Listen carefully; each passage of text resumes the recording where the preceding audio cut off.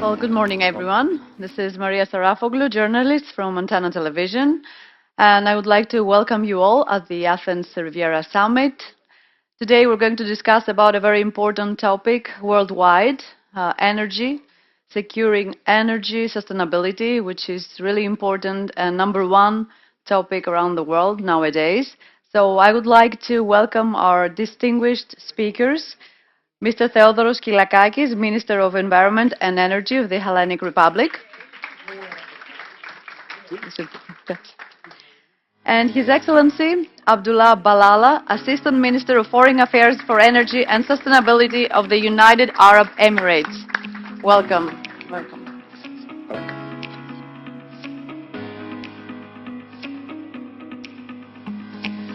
So, our discussion is about to begin, and today we're going to focus on investing in energy sustainability and security, on these strategic partnerships and the path to the green transition, the effective also economic cooperation in unstable times like the ones we're living in. And it's a great day today to discuss this topic as a mega deal was announced, actually one of the largest business agreements between Terna and Masdar, an Emirati-owned renewable energy company. We're talking about 3.2 billion euros. It is the largest energy transaction in the Athens Stock Exchange. And I would like a comment from our speakers on that deal. But, Minister, the need for energy security and sustainability, as we all know, is essential. It is not just about securing continuous access to energy supplies, but also securing energy supplies at an affordable price, especially after the energy crisis sparked by the war in Ukraine. So, which are the main priorities of Greece for the next decade in that direction? Let me start with a comment about this very important agreement deal between Terna and Masdar in terms of this huge investment in Terna Energia. Now, you have to understand that Terna Energia has over 90% of its renewable assets in Greece, both in terms of existing assets that are actually functioning and future pipeline. So, for us, this is a very important vote of confidence in the renewables market in Greece, in the renewables prospect in Greece. And we are working very diligently to make this market, this energy market, this new energy landscape, a competitive and functional landscape. Greece is one of the countries that is ahead in terms of its renewables penetration in its electrical system. Last year, we went over 50%, and we expect to move even 50% renewables participation in the electricity market, and we are moving towards 60% and above as every day passes and new renewables enter the market. At the same time, we are working in a very huge investment plan that has both interconnections within Greece, so that we will include all our islands and Crete in our electricity grid, plus increasing the interconnections with neighboring countries in order to be able to be also an exporter and importer of green energy.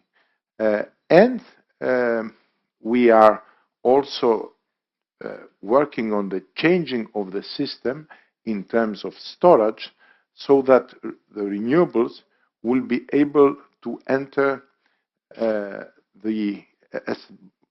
via storage also in other hours in the day, other months in the year, where up till now we only have thermal and maybe hydro. So this is, and at the same time, we're also facing the first problems in terms of what it means to have a renewable electricity grid or electrical system. Because when you have a renewables-based electrical system, you have a much more stochastic functioning of the system. You are more dependent on wind and sun, which are free, but they don't come always at the same day or at the same time as demand requires. So you have to have a much more smart system that also has demand response as a part of the system. We are working there as well, both in the market, so that we will have demand moved into the cheaper, the very cheap renewables time of the day. And we are also working on creating a more electric-based system so that we will increase demand both in buildings, so we are moving into heat pumps to increase demand for electricity in the buildings, and also this is what my good colleague and friend Mr. Staikouras told, into the transition of the transport sector towards electricity. So this is a very complicated scheme. You have to understand what it means to have a green transition is that you are crossing a river where you go from a fossil fuel-based system to a renewables-based system, and at the same time you are increasing demand. And when you're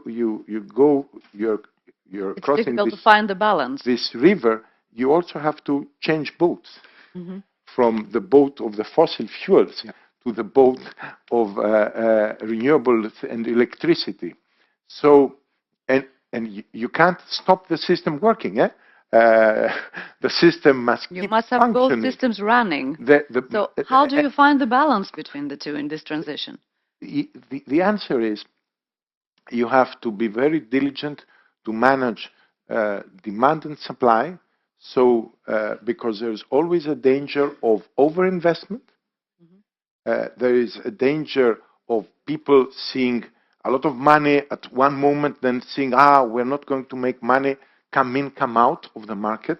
And the RES market being a CapEx market, much more than an OpEx market, because RES don't have significant OpEx. They don't have significant operational costs. They only have they have big initial investment costs.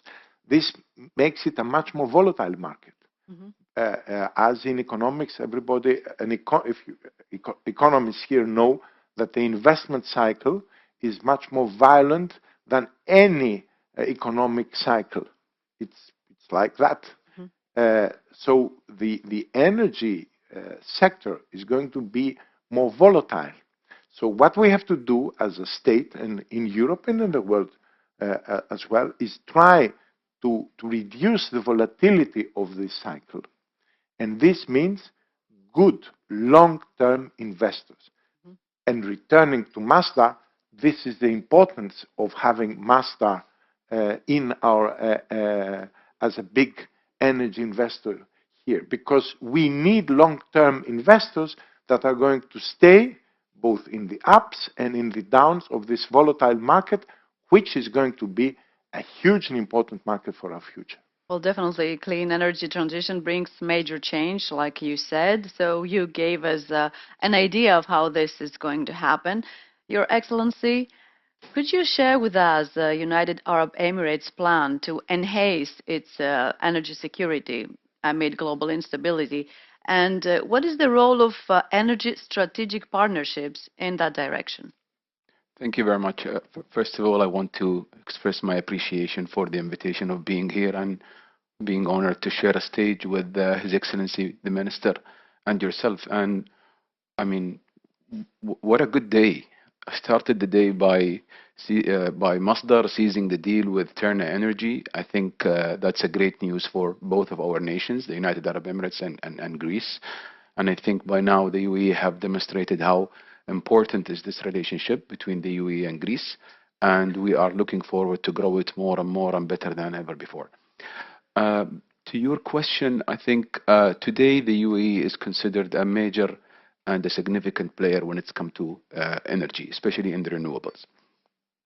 Through our partnership, I mean, the UAE have mapped out more than 25 to 30 partners globally, which they are all located strategically in different continents.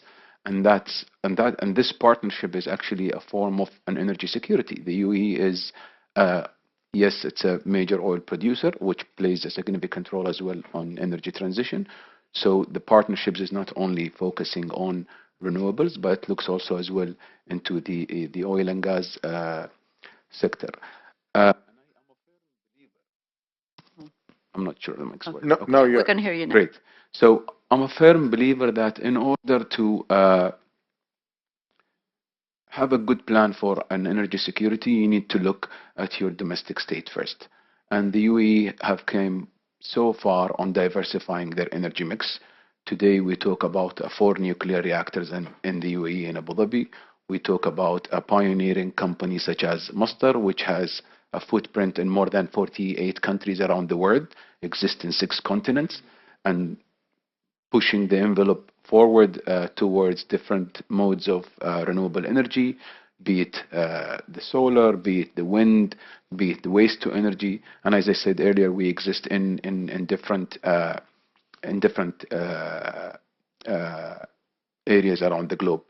So I want to focus more in Greece. Of course, as I said earlier, this partnership with Greece is strategic. We have more coming up on the pipeline. As His Excellency the Minister highlighted, the UAE is working with Greece on different projects, be it renewable energy, be it transmission, and of course building capacity and working together. We share knowledge.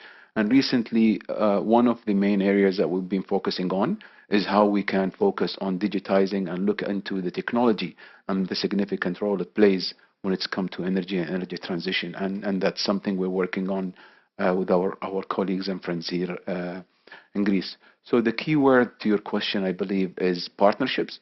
And today, I think the UAE have promoted itself to become a real global, reliable, supportive partner to all nations around the world. Mhm. Thank you. Minister Skylakakis, global energy security cannot be achieved without everyone on board, like we heard. So, what are your plans and which regional alliances or strategic partnerships will the Greek government pursue to build up its energy security and sustainability? well. Greece, first of all, has achieved through big investments, both old and new, energy security in terms of LNG.